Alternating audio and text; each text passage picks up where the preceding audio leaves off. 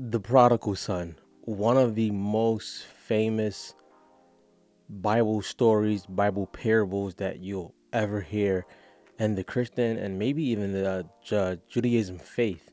Now, what we learn about this chapter, this verse, can help us out in many, many ways. So let's just look at the story. Luke chapter 15. Before we get to the prodigal son, we see two stories that are shorter that talks about something being lost. The first one is a woman who loses her coin, and then there's one where a man or a shepherd loses his sheep or his goat. With both stories, we see that when the item is found, there's rejoicing after the item is found. Now, when we get into the latter half of Luke chapter 15, we meet a son, a brother, and we meet a father. So you have two sons and a father. And the story starts off there where the son asks his father for an inheritance. And this is where you want to do a little bit of digging to find out what is he what is he really asking.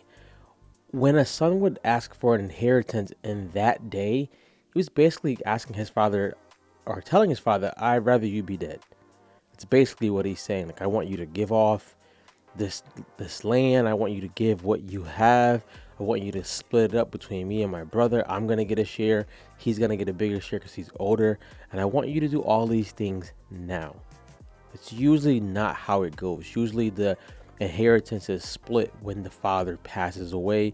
The older son gets a double portion and the younger son gets the lesser of the portion. Now, he asks his father this while his father's living. Complete slap in the face, complete disrespect.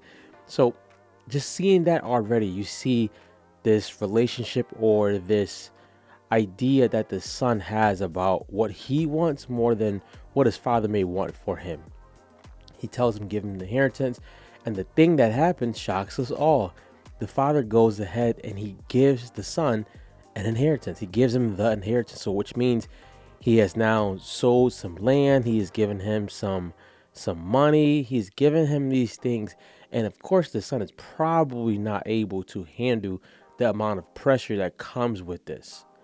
He gives him that, and all of a sudden, the Bible talks about him taking the inheritance and going to a far country, and the Bible talks about him him spending the money with riotous living. So, pretty sure, it doesn't say exactly, but pretty sure he went, got harlots, or in our day, prostitutes, probably drinking, doing all sorts of things. And in the Middle Eastern world, he was probably the guy now that was generous by giving gifts. You know how it is, like that one guy who has it all. He's helping out the neighborhood. He's doing all of these things, but he is not mature enough to handle what he's been given. So the Bible talks about him squandering all his living, and then now he's at a place where he doesn't have it anymore. So he goes from being in his father's house to leaving his father's house with an inheritance way too early to now spending all of it. He does not have it any longer. The Bible talks about him going into a foreign country and going to go work for them, and he's feeding pigs. So Jesus is talking to a self-righteous crowd at this moment. So you want to think about that as we look at the story. He's talking to a self-righteous crowd at the moment. And this self-righteous crowd is also Jewish. So you know automatically they're not supposed to be touching pigs and any of that stuff. And the Bible talks about him doing that job, and then him even being so low that he would want to eat what the pigs were eating, but they wouldn't give him the food to do that. So that's a big difference. He goes from son to living on top to having nothing to now wanting and desiring to eat what the pigs eat. Now, here's where the story takes a little turn. Most people think when they hear that he came to his senses that it means that he's coming to repent. This is not what he's doing. He's basically scheming a plan to get to his father and pay the money back, and then just get back. In the Jewish custom, there's a ceremony called the Kezuzah ceremony, and with this ceremony, one of the first parts is the son has had to have gone out taking the inheritance early, and spent it with Gentiles or people who are not Jews. So keep that in mind. Keep that in mind. The son comes to his senses, the Bible says, and he says, I'm out here starving, just paraphrasing. My father has hired servants. Why don't I go back and at least just work as a hired servant? He's not asking to be back in relationship with the father. He's asking to go and work as a hired servant. So I don't have the I don't really desire the relationship. I just want to pay off this debt. Now remember, in the Kezeza ceremony, if the boy goes off and spends his inheritance with Gentiles, he's supposed to be rejected and cast out of the community forever. So now he comes to his senses. He starts to make his way back. He's going back home. He's going to tell his father, I'm not worthy to be your son. Let me be a hired servant. He's not asking for, like, I want to be restored as a son. I'm not worthy to be a son, so I'm going to just go ahead and be a hired servant. I want that.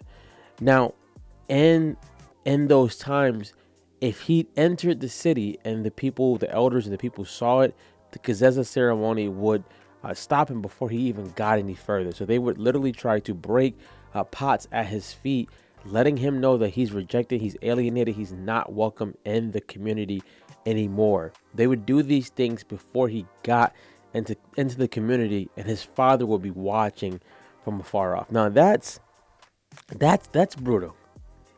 That stings on the inside, probably deeper than anything. But the story takes a turn. Let me tell you this first. In a Jewish custom, Jewish men do not show their legs. Right? When they pray, their legs are covered. They're not showing their legs out of reverence for their religion.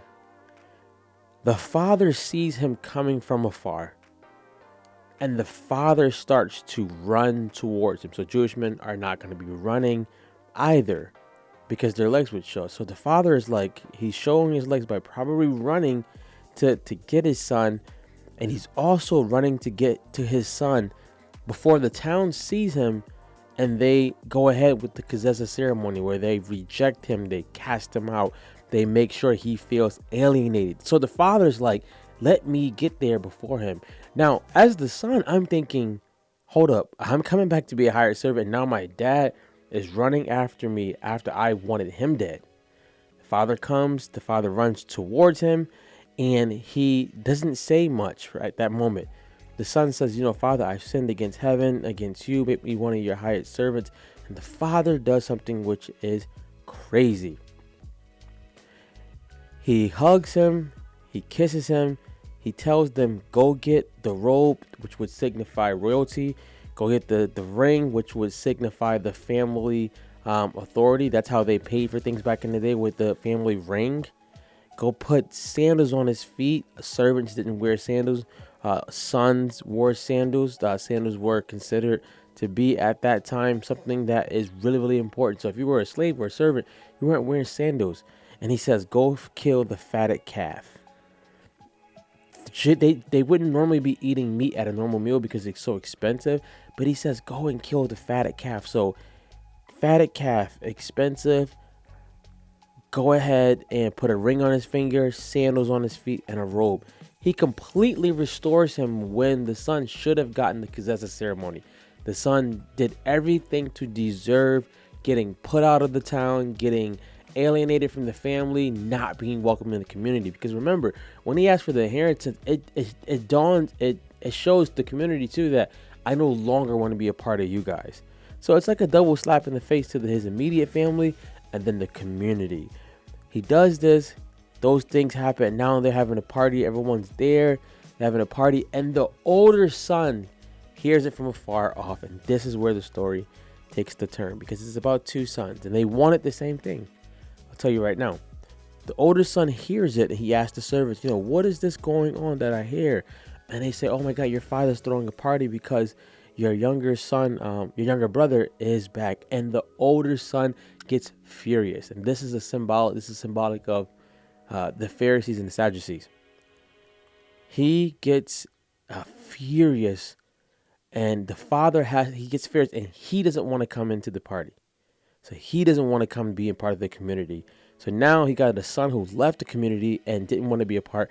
Now you have the older brother now. So I'm imagining what's going on in his father's head. Like, how does he feel about all of this stuff happening with his son?